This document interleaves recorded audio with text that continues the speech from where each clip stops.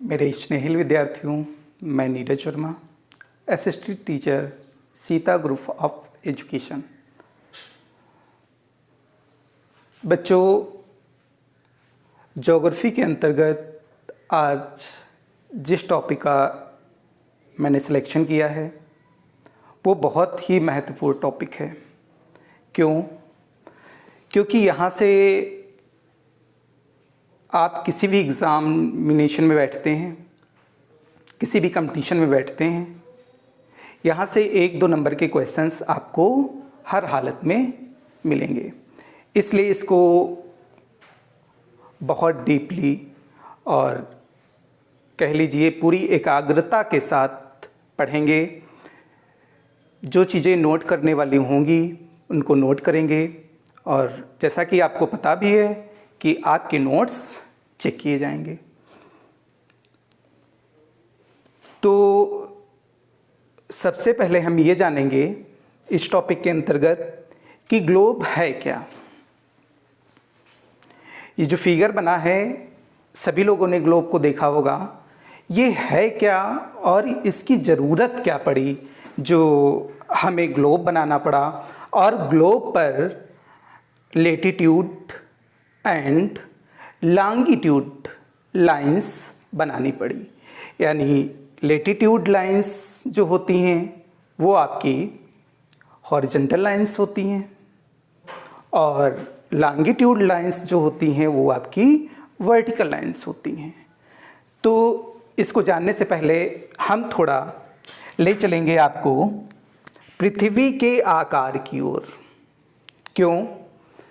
क्योंकि यदि आज से हम पहले जाएं तो समाज के लोगों को ये नहीं पता था कि जिस पृथ्वी पर हम रहते हैं, खाते हैं, पीते हैं, खेलते हैं, कूदते हैं, हमारे मकान बने हुए हैं, हम लोग खेती करते हैं, आखिर उस पृथ्वी का आकार है तो कैसा है। क्यों? क्योंकि उस समय के लोग पृथ्वी के इस समतल धरातल को देखते थे, और समतल धरातल को देख करके ही वो अनुमान लगाते थे कि जिस पृथ्वी पर हम रहते हैं, हमारे मकान बने हुए हैं, उस पृथ्वी का आकार समतल है। कुछ समय पश्चात एक बहुत ही अच्छे खगोल शास्त्री, जिनका नाम हम सभी लोग जानते हैं, कोपर्निकस महोदय, उन्होंने एक सिद्धांत दिया, और उस सिद्धांत में इस चीज़ को प्रूव्ड किया कि आप लोग जो ये सोच रहे हैं कि अर्थ जो है वो समतल है, ऐसा बिल्कुल नहीं है। क्यों? क्योंकि अर्थ जो है वो गोल है। लेकिन उस समय के लोगों ने कोपर्निकस महोदय के विचारों का खंडन किया, उनके विचारों को समर्थन नहीं दिया। क्यों? क्योंकि उस समय के लोग ये जानते थे, मान लो हमारी पृथ्वी, यहाँ पर लिख रहे हैं, समतल है, तो पृथ्वी का कहीं ना कहीं तो छोर होगा, और यदि हम अधिक दूरी तक यात्रा करेंगे तो कहीं ऐसा स्थान आ गया कि उसके बाद पृथ्वी का अंत हो गया, यानी उसके बाद पृथ्वी नहीं हुई, तो हम पृथ्वी के नीचे गिर जाएंगे और हमारा राम नाम सत्य हो जाएगा। इस भय के कारण उन लोगों ने कोपर्निकस महोदय के विचारों का खंडन किया, और कोपर्निकस का सिद्धांत जहाँ का वहाँ रखा रह गया। इसके बाद में दूसरे खगोल शास्त्री कोपर्निकस के विचारों से काफ़ी प्रभावित हुए, और उन्होंने सोचा कि पृथ्वी का अध्ययन करें, पृथ्वी का भ्रमण करें, और उसके पश्चात हम देखें कि वास्तव में हमारी पृथ्वी का आकार है तो कैसा है। बच्चों, यदि पृथ्वी समतल होती तो मान लो इस पॉइंट से, यहाँ से हम यात्रा करना प्रारंभ करते, चलते जाते कभी इस स्थान पर वापस नहीं आते। लेकिन यदि हमारी पृथ्वी गोल है, देखिए मान लो ये हमारी पृथ्वी गोल है, तो हमने यहाँ से यात्रा करना प्रारंभ किया और चलते गए फटाफट फिर उसी स्थान पर आ गए। यानी कि यहाँ पे ये बात प्रूव्ड हो जाती है, इस कथन को सत्यापित किया जा सकता है कि वास्तव में हमारी पृथ्वी का आकार गोल है। जब फर्डिनेंड मैगलन ने समाज के लोगों के समक्ष अपने इस सिद्धांत को प्रूव्ड किया, क्योंकि उन्होंने जल मार्ग से यात्रा की, तब लोगों की समझ में आई, यह बात आई कि पृथ्वी का आकार गोल है। उसी समय हम लोग जानते हैं कि दूसरे खगोल शास्त्री गणितज्ञ आर्यभट्ट महोदय जी ने बताया कि पृथ्वी का आकार गोल है, और इतना ही नहीं, पृथ्वी घूमती भी है। अब तो और समस्या हो गई लोगों के सामने कि ये तो भाई बिल्कुल झूठ है। यदि पृथ्वी घूमती है तो हमारे घर क्यों नहीं घूमते हैं, ये पेड़ पौधे क्यों नहीं घूमते हैं? ये बहुत बड़ी समस्या खड़ी हो गई। तो एक छोटे से उदाहरण के माध्यम से हम बच्चों आपको समझाने की कोशिश कर रहे हैं कि जब हम किसी चलती हुई ट्रेन में बैठें या किसी बस में बैठें, और जब वो तेजी के साथ, स्पीड के साथ कह लीजिए आगे की ओर बढ़े यानी रवाना हो, तब ट्रेन के विंडो से हम जरा बाहर की ओर देखें, ट्रेन के विंडो से हम बाहर की ओर देखें तो देखने को मिलता है कि सड़क के किनारे जितने भी पेड़ पौधे हैं वो फटाफट उसी रफ्तार में चल रहे हैं। लेकिन क्या ये वास्तविकता है? क्या पेड़ पौधे चलते हैं? बच्चों, चलती है हमारी ट्रेन, लेकिन हमको ऐसा आभास होता है कि हमारे पेड़ पौधे जो हैं, सड़क के किनारे लगे हुए पेड़ पौधे, वो भी तेजी के साथ चल रहे हैं। ठीक उसी प्रकार से हम पृथ्वी के निवासी हैं, और पृथ्वी को जब भी पृथ्वी से सूर्य की ओर देखते हैं तो प्रतिदिन हम लोग देखते हैं, आप लोग देखते होंगे कि सूर्य प्रातःकालीन पूर्व में उगता है और धीरे धीरे कर करके शाम के समय देखें तो पश्चिम दिशा में जाकर के अस्त हो जाता है। लेकिन कभी इस बात पर आप लोगों ने ध्यान दिया है कि यदि सूर्य पश्चिम में डूबता है तो अगले दिन सूर्य को कहां से उगना चाहिए? पश्चिम से उगना चाहिए, लेकिन फिर वो पूरब से कैसे उगता है? इसका मतलब क्या? यानी ये चीज यहीं पे प्रूव्ड हो जाती है कि वास्तव में हमारी पृथ्वी घूमती है। अब जब पृथ्वी के बारे में पता चल गया, उसके आकार के बारे में पता चल गया, तो हम सभी लोग जानते हैं कि मानव की प्रवृत्ति ही ऐसी होती है, वो जिज्ञासु किस्म का होता है कि और जाने, जितना ज़्यादा जान सके। तो उसने क्या किया? पृथ्वी के अध्ययन के लिए, भाई मान लो हम इस स्थान पे हैं और यहाँ के बारे में अध्ययन करना चाहें, तो यहाँ जा करके अध्ययन करना, उसके बारे में जानना, वहाँ के धरातल के बारे में जानना, उसकी पूरी सिचुएशन के बारे में जानना इतना आसान नहीं होगा कि हम जहाँ चाहें वहाँ चले जाएं। क्यों? क्योंकि हमारी पृथ्वी कोई छोटी सी नहीं है जो उसको मुट्ठी में बंद कर लें। हमारी पृथ्वी बहुत विशाल है, और इस सुविधा के लिए ही बच्चों ग्लोब को बनाया गया कि हम घर बैठे संपूर्ण पृथ्वी का अध्ययन कर सकें। कौन सा क्षेत्र कहाँ पर स्थित है, इसके बारे में हम आसानी से जान सकें। किस क्षेत्र विशेष की क्लाइमेट कैसी है, वहाँ का टेम्परेचर कैसा है, इसके विषय में जान सकें। वहाँ कौन सी तिथि है, यानी तिथियों का निर्धारण और समय का निर्धारण हम सभी लोग जानते हैं कि लॉन्गिट्यूड के द्वारा किया जाता है। तो सबसे पहले हम देखें कि ग्लोब होता क्या है। ग्लोब की डिफिनीशन बच्चों, यह देखा जाए तो ग्लोब पृथ्वी का नमूना है, पृथ्वी का वास्तविक प्रतिरूप है, कह लीजिए पृथ्वी का हमशक्ल है। जैसे हम लोगों के भी मूवी वगैरह में आप लोगों ने देखा होगा कि कोई एक्टर होता है और उसका हमशक्ल होता है, तो ठीक उसी प्रकार से पृथ्वी का हमशक्ल जो है वही जो है वो है ग्लोब। अब ग्लोब पर आप सभी लोगों ने देखा होगा कि दो प्रकार की रेखाएं बनी होती हैं। एक तो हॉरिजॉन्टल लाइंस होती हैं और एक तो वर्टिकल लाइंस होती हैं। यानी कि हॉरिजॉन्टल लाइंस जो होती हैं इन्हें हम बच्चों कहते हैं इंग्लिश में लेटीट्यूड लाइंस, ओके। और जो वर्टिकल लाइंस होती हैं इन्हें कहते हैं लॉन्गिट्यूड लाइंस। यानी ग्लोब जो है वो पृथ्वी का वास्तविक प्रतिरूप है। अब हम पहुंचते हैं अक्षांश रेखाएं क्या होती हैं, यानी लेटीट्यूड लाइंस क्या होती हैं। तो लेटीट्यूड लाइंस की डिफिनेशन क्लियर करने के लिए हम फिगर को देखें कि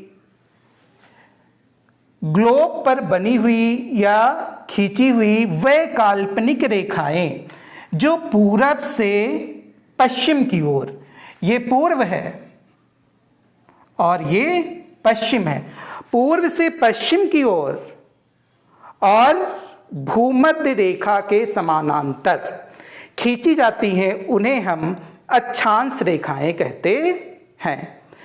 दूसरी डिफिनेशन, ग्लोब पर बनी हुई पूर्ण वृत्ताकार रेखाओं को हम लोग अक्षांश रेखाएं कहते हैं, यानी लेटीट्यूड लाइंस कहते हैं। क्लियर हो गया। अब देखिए कुछ अक्षांश रेखाएं बहुत ही महत्वपूर्ण हैं, जहां से इतने ज़्यादा क्वेश्चंस उठते हैं, चाहे वो आईएएस का हो एग्ज़ाम, चाहे पीसीएस का हो, एसएससी का हो, बैंक का हो, सीटेट का हो, टेट का हो। मैंने अक्सर देखा है कि यहाँ से क्वेश्चन बहुत उठते हैं। देख लेते हैं। सबसे प्रमुख अक्षांश रेखा ये 0 अंश की अक्षांश रेखा, इसको 0 डिग्री से प्रदर्शित करते हैं। कितने डिग्री से? 0 डिग्री से इसे प्रदर्शित करते हैं। इसके नाम सुन लिए। एक तो इसे 0 डिग्री की अक्षांश रेखा कहा जाता है, दूसरा इसे भूमध्य रेखा कहा जाता है और तीसरा इसी को विषुवत रेखा कहा जाता है, इक्वेटर कहा जाता है। क्लियर।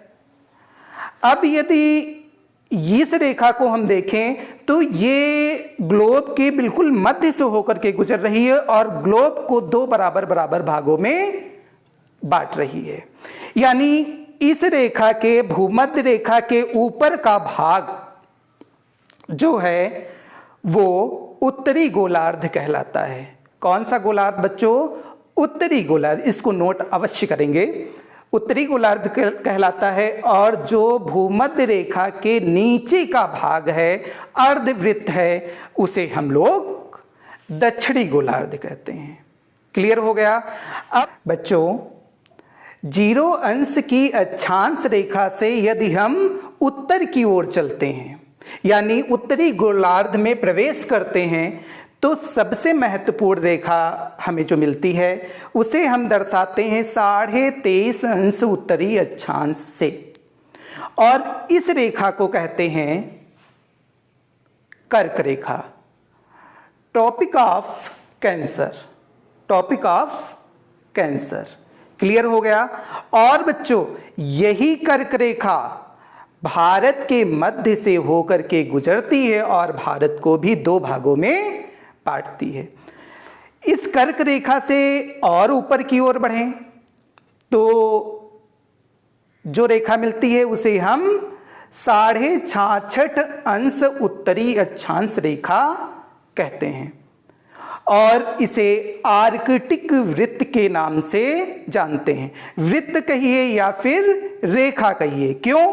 क्योंकि वृत्त इसलिए कहते हैं क्योंकि अभी मैंने कहा कि जितनी भी आपकी हॉरिजॉन्टल लाइंस होती हैं, लेटीट्यूड लाइंस होती हैं, वो सर्किल में होती हैं, यानी वो पूर्ण वृत्ताकार ऐसे ऐसे बनी होती हैं ग्लोब पर।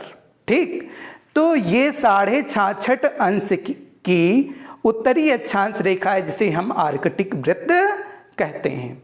और ठीक इससे ऊपर बढ़ते हैं तो ये 90 अंश की अक्षांश रेखा जिसे हम नॉर्थ पोल कहते हैं। नॉर्थ पोल को हिंदी में कहा जाता है बच्चों उत्तरी ध्रुव। वही उत्तरी ध्रुव जहां पर हम सब लोगों ने पढ़ रखा है कि 6 माह का दिन और 6 माह की रात, यानी यहाँ का धरातल जो है वो कह लीजिए वर्ष भर बर्फ की मोटी चादर से ढका रहता है, ठंडी जलवायु। अब ठीक इसी प्रकार से जब हम भूमध्य रेखा से नीचे की ओर चलते हैं, नीचे बोले तो दक्षिणी गोलार्ध की ओर चलते हैं, तो सबसे पहली जो रेखा मिलती है ट्रॉपिक ऑफ कैप्रिकॉर्न, यानी कि मकर रेखा। और इसे भी बच्चों 23.5 अंश से प्रदर्शित करते हैं। बट यहां पर डिफरेंस ये है, जब भी हम इसको कहीं पर नोट करेंगे तो 23.5 अंश उत्तरी अक्षांश रेखा लिखेंगे और इसमें 23.5 अंश दक्षिणी अक्षांश रेखा लिखेंगे।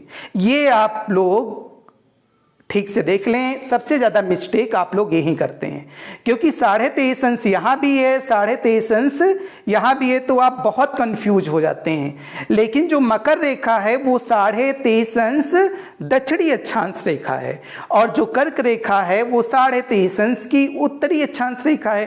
ठीक इसी प्रकार से 66.5 अंश की उत्तरी अक्षांश रेखा आपकी आर्कटिक वृत्त रेखा और 66.5 अंश की दक्षिणी अक्षांश रेखा अंटार्कटिक वृत्त रेखा। क्लियर हो गया? और ठीक इसी प्रकार से जब हम नीचे की ओर बढ़ते हैं तो ये दक्षिणी ध्रुव यानी साउथ पोल। क्लियर हो गया? ये अब प्रश्न ये उठता है कि यदि देखा जाए तो संपूर्ण ग्लोब पर total number of latitude lines यानी अक्षांश रेखाओं की कुल संख्या कितनी होती है। और सबसे ज़्यादा क्वेश्चन यहीं से पुटअप किया जाता है। क्यों? क्योंकि यहाँ पर लोग बहुत कंफ्यूज होते हैं। देखिए यहाँ से 3 प्रकार के क्वेश्चन बनते हैं। एक तो 90 उत्तरी गोलार्ध में लेटीट्यूड और 90 दक्षिणी गोलार्ध में, प्लस इसको भी तो ऐड करेंगे 0 डिग्री को, तो +1, यानी टोटल हमारी हो गई 181। क्लियर?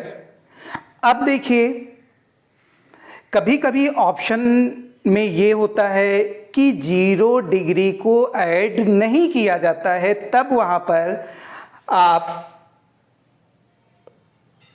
180 को यानी 180 को टिक करेंगे। जहां तक आपको 181 ऑप्शन मिल रहा है तो इसको टिक करेंगे, अन्यथा यदि ये नहीं है तो ये है तो इसको टिक करेंगे। फिर तीसरा क्वेश्चन भी यहां से बनता है कि यदि हम उत्तरी ध्रुव और दक्षिणी ध्रुव को हटा दें, क्यों? क्योंकि ये रेखाएं बिल्कुल बिंदु में होती हैं, तो कभी कभी इनको रेखा हम नहीं मानते हैं। तो यदि इनको हटा देंगे तो यानी कि 2 कम हो जाएंगी, तो 179। क्लियर? 179। अब देखिए ये तो क्लियर हो गया कि total number of latitude lines 181। और यदि आपसे केवल ये पूछ लिया जाए कि उत्तरी गोलार्ध में अक्षांश रेखाओं की कुल संख्या, तो बच्चों 181 आपको नहीं लिखना है, तो आपको केवल और केवल 90 लिखना है, इसको ही टिक करना है। और ठीक इसी प्रकार से यदि दक्षिणी गोलार्ध में पूछा जाए तो आप 90 कर देंगे। ओके, ठीक है। अब इसके बाद हम बहुत ही अच्छा पॉइंट पकड़ते हैं, बहुत ही ध्यान से इसको देखेंगे और नोट भी करेंगे।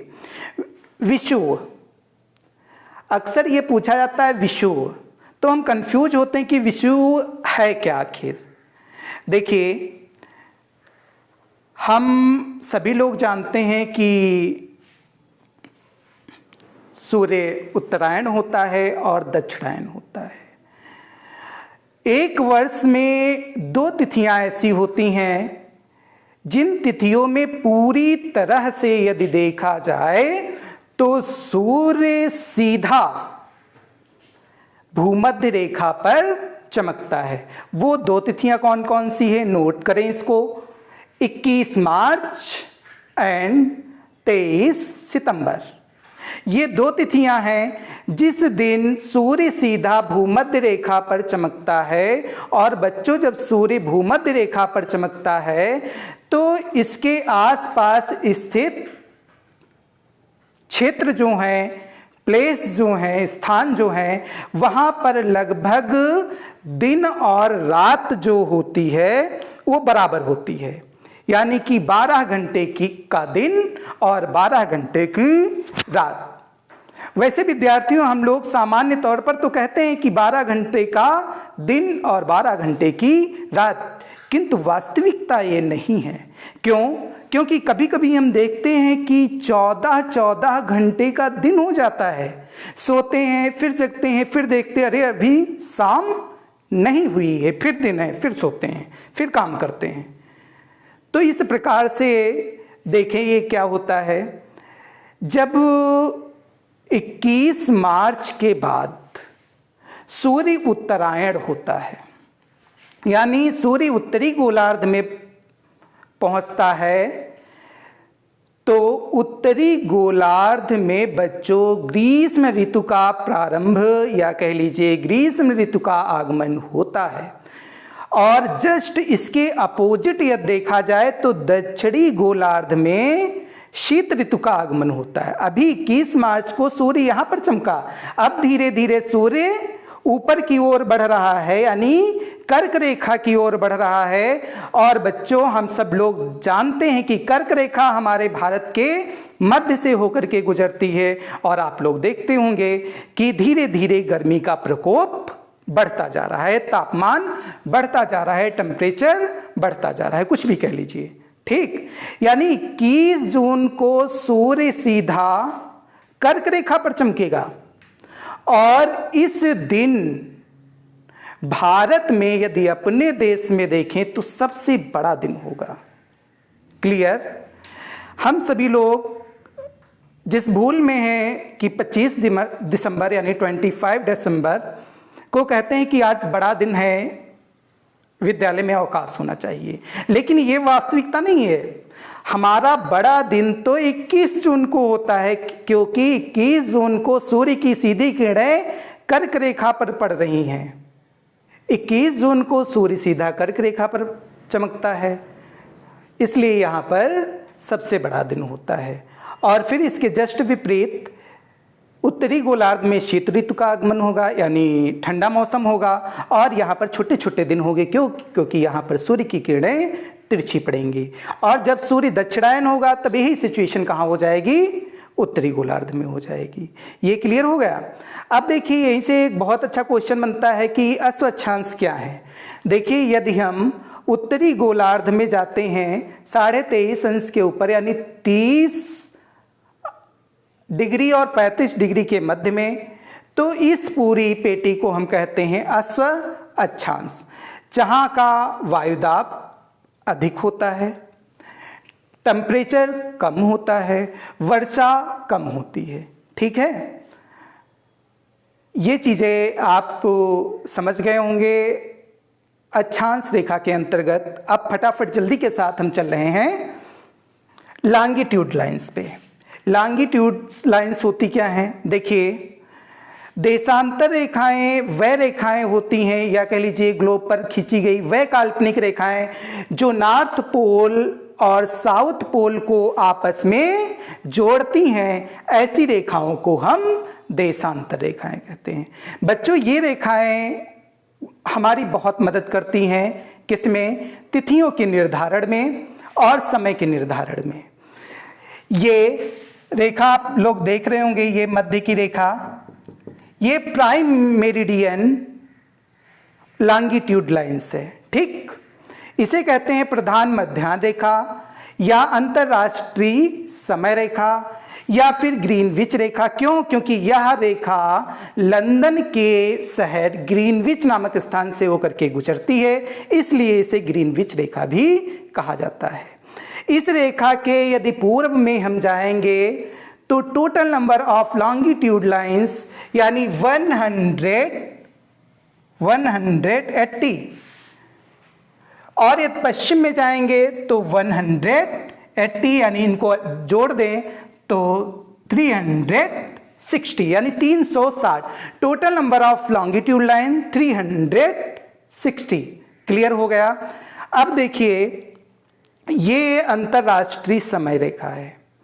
इसके आगे जब हम जाएंगे तो टाइम जो है वो प्लस होगा। क्यों? क्योंकि एक देशांतर से दूसरे देशांतर के मध्य जो समय का डिफरेंस है वो है 4 मिनट। क्लियर? 4 मिनट यानी 15 देशांतर पर यदि हम आगे बढ़ते हैं, 15 चौके 60 मिनट्स यानी कि 1 घंटा का डिफरेंस आ जाता है। यही रीजन है बच्चों कि सभी देशों का अपना अपना मानक समय होता है। जैसे भारत का देखें तो 82.5 अंश, 82.5 अंश ये मानक समय रेखा है भारत का। ये भारत का मानक समय इसलिए कहा जाता है क्योंकि इसी लाइन से पूरे देश में टाइम जो होता है वो सेट किया जाता है, और जितने भी कामकाज होते हैं वो किसी प्रकार की अव्यवस्था ना हो, इसलिए क्या किया जाता है, इसको ही मानक समय रेखा माना जाता है। ये इलाहाबाद के नैनी नामक स्थान से होकर के गुजरती है। क्लियर हो गया? अब देखें, ठीक इसी प्रकार ये जो रेखा है इसके पूर्व में जाएंगे तो ये पश्चिमी गोलार्ध, और इसके पश्चिम में आएंगे तो पश्चिमी गोलार्ध, इसके पूर्व में जाएंगे तो पूर्वी गोलार्ध, और इसके पश्चिम में आएंगे तो पश्चिमी गोलार्ध। ठीक इस रेखा के जस्ट अपोजिट वाली जो रेखा है उसे बच्चों प्रदर्शित करते हैं 180 अंश देशांतर कहते हैं, और यही रेखा हमारी अंतरराष्ट्रीय तिथि रेखा होती है जो तिथियों का निर्धारण करती है। यही रीजन है कि जब हम पूरब से अंतरराष्ट्रीय तिथि रेखा को क्रॉस करते हैं तो पश्चिम में पहुंचते हैं तो एक दिन क्या होता है, माइनस हो जाता है, क्योंकि यहाँ पूर्व में आगे चल रहे हैं और पश्चिम में पीछे चल रहे हैं। और ठीक जब पश्चिम से हम पूर्व की ओर आते हैं तो ऐड कर लेते हैं, ठीक है। यानी पूर्व से जब हम पश्चिम की ओर क्रॉस करते हैं तो एक दिन क्या करते हैं, इधर कम है, इधर कम है तो इधर माइनस करना पड़ता है, ठीक है। और जब हम पश्चिम से जाते हैं किधर की ओर, अंतरराष्ट्रीय तिथि रेखा को क्रॉस करते हैं तो एक दिन प्लस हो जाता है। ये बात आप सभी की समझ में आ गई होगी। बच्चों, प्रोजेक्ट कार्य देना था, लेकिन अब अगली बार जब हम मिलेंगे तो आपको प्रोजेक्ट कार्य दिया जाएगा। तब तक के लिए आप पूरे एकाग्रता के साथ इसके नोट्स तैयार करेंगे। धन्यवाद।